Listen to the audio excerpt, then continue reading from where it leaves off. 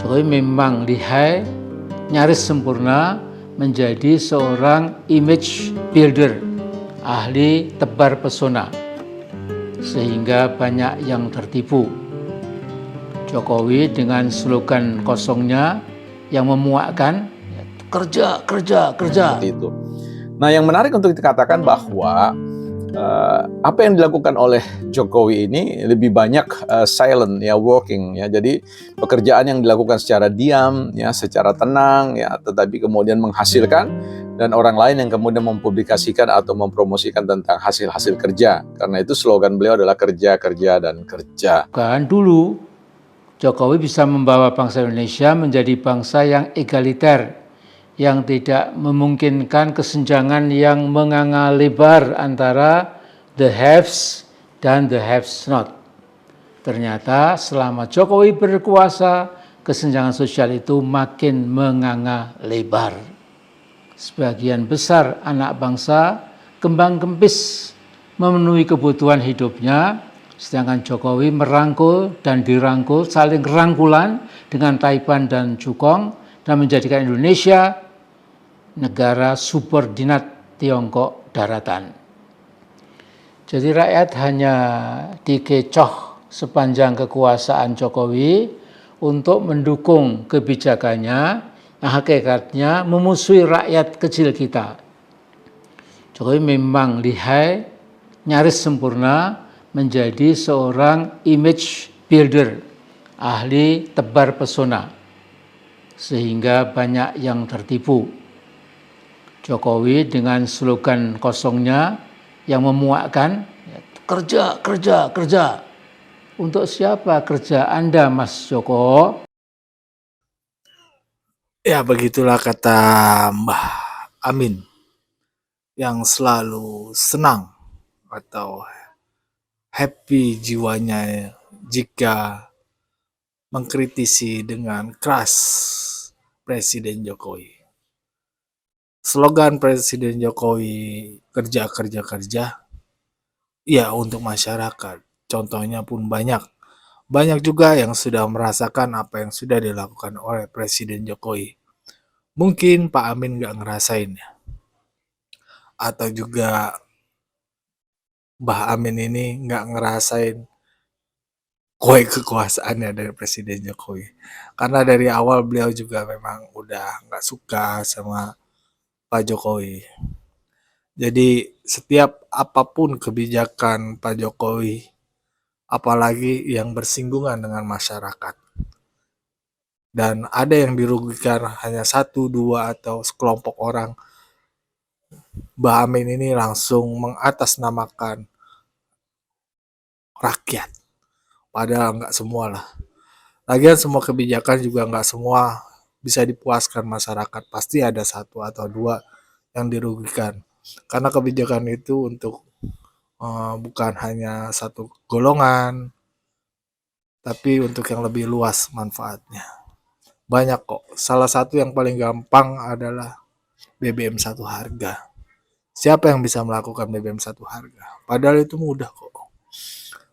Kenapa bisa dibilang mudah? Ya Pak Jokowi dengan gampang kok melakukan hal itu. Walaupun nggak satu harga, sebenarnya hanya beda tipis saja. Ya, berikut adalah video tentang warganet yang memberikan pandangannya tentang siapa Presiden Jokowi. Let's go. Kita dengar saja. Jadi kalau kita bicara tentang filsafat Jokowi, tentu kita akan harus menilik, melihat satu demi satu apa yang kemudian menjadi sebuah nilai atau sistem nilai yang dipakai digunakan oleh Pak Jokowi untuk membekali kepemimpinan beliau sebagai seorang kepala negara, sekaligus juga sebagai kepala keluarga. Perkenalan pertama saya dengan Pak Jokowi tentu hanya mendengar kisah dari beberapa kolega-kolega saya yang studi di Gajah Mada waktu itu, karena beliau menurut cerita itu, meskipun diragukan tentang ijazahnya, beliau adalah alumnus dari Gajah Mada ya, di Fakultas Kehutanan kalau saya tidak keliru.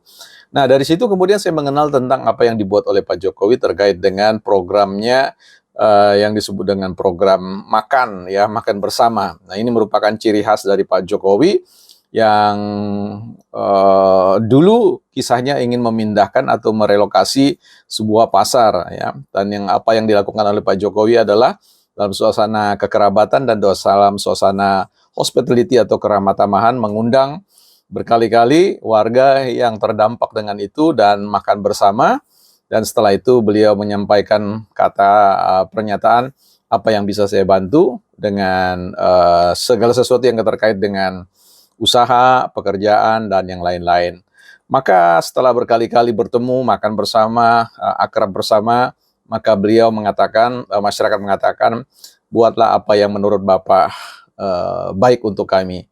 Nah, itu adalah sebuah penyerahan yang disebut dengan trust, ya, kepercayaan diri dari orang yang ada bersama-sama dengan mereka, memakai sepatu mereka, dan percaya bahwa orang yang akan memimpin mereka ini akan membawa mereka pada suatu kebaikan. Dan terjadilah di mana ada pasar yang kemudian terelokasi dengan baik tanpa ada konfrontasi atau pemberontakan yang berarti. Dan itu kemudian tentu kita lihat menjadi bagian ciri khas dari Pak Jokowi untuk makan-makan yang kemudian orang mengenalnya dengan politik, ya, makan bersama, dan di mana ketika Pak Jokowi sudah berhasil makan bersama dengan elit-elit politik atau siapapun, maka pasti ada agenda-agenda yang kemudian akan dieksekusi. Nah, itulah yang kemudian sempat menjadi sebuah kisruh ketika Pak Jokowi makan-makan dengan Prabowo, makan-makan dengan AHY, makan-makan dengan Pak Zulkifli, makan-makan dengan Pak Erlangga, ya, dan seterusnya, ya. Dan itu dianggap sebagai sebuah berlebihan, ya, unjuk kebolehan atau unjuk politik yang berlebihan dan sebagainya, menimbulkan reaksi yang sangat negatif. Tetapi banyak orang yang mengatakan bahwa ya demikianlah, karena ada ungkapan mengatakan bahwa berjalankah seseorang kalau kemudian mereka tidak bersama, ya. Apalagi dalam sebuah perjalanan panjang, mereka harus tahu teman seperjalanan ini adalah orang-orang yang biasa untuk makan bersama. Berbicara tentang filsafat Jokowi, ya, kita tahu bahwa Jokowi adalah pribadi yang sedikit sekali mengeluarkan kata-kata, ya, sekalipun bahwa apapun yang dikatakan atau apapun yang disampaikan oleh Pak Jokowi selalu punya reaksi pro dan kontra, ya. Itu lazim bagi untuk orang yang menduduki satu posisi strategis dalam ruang publik atau dalam sistem politik sebuah negara, ya. Itu lumrah seperti itu. Nah, yang menarik untuk dikatakan bahwa apa yang dilakukan oleh Jokowi ini lebih banyak silent, ya, working, ya. Jadi pekerjaan yang dilakukan secara diam, ya, secara tenang, ya, tetapi kemudian menghasilkan, dan orang lain yang kemudian mempublikasikan atau mempromosikan tentang hasil-hasil kerja. Karena itu slogan beliau adalah kerja, kerja, dan kerja. Nah, bicara tentang apa yang dilakukan, ya, belakangan ini kita tahu Pak Jokowi selalu dicecar dengan apa yang disebut dengan permintaan maaf dan tangisan gimmick dan seterusnya, ya. Ini menjadi sebuah hal yang penting bahwa sesuatu yang mendatangkan rasa keterharuan itu datang dari sebuah sistem nilai di dalam diri seseorang atau disebut dengan filsafat Pak Jokowi, ya. Permintaan maaf itu juga datang dari sebuah keyakinan diri tentang perspektif bahwa meminta maaf bukanlah sebuah tanda kelemahan. Meminta maaf itu bukan bahwa kita itu melakukan sebuah kesalahan, ya. Meminta maaf bisa saja kemudian kita belum bisa melakukan apa yang mestinya waktu itu bisa dilakukan karena mungkin ada gangguan-gangguan atau disebut dengan variabel-variabel penghambat.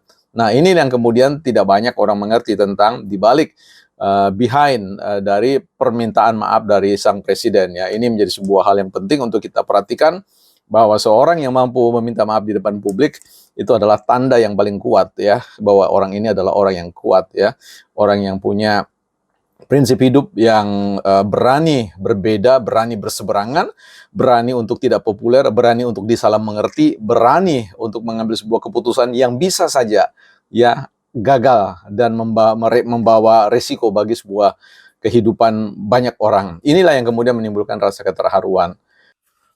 Ya, begitulah kata warganet.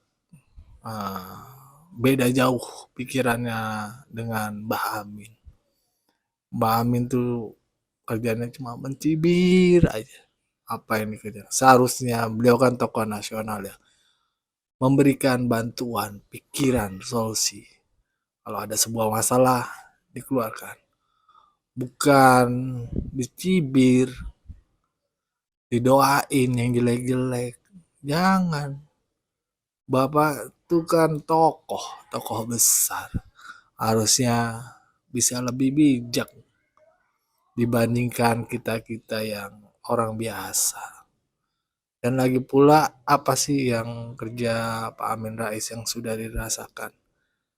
Ya misalkan beliau tokoh reformasi lah. Reformasi kan bukan Mbak Amin aja. Banyak dari kalangan masyarakat yang berpartisipasi, berkontribusi pada saat reformasi dulu. Ya beliau, Mbak Amin ini kan hanya salah satu aja. Kebetulan yang paling terkenal lah. Kalau ceritanya Bang Adian mah, Mbak Amin katanya pernah ditimpuk botol aqua. Maju terus Pak Jokowi. Wassalamualaikum warahmatullahi wabarakatuh.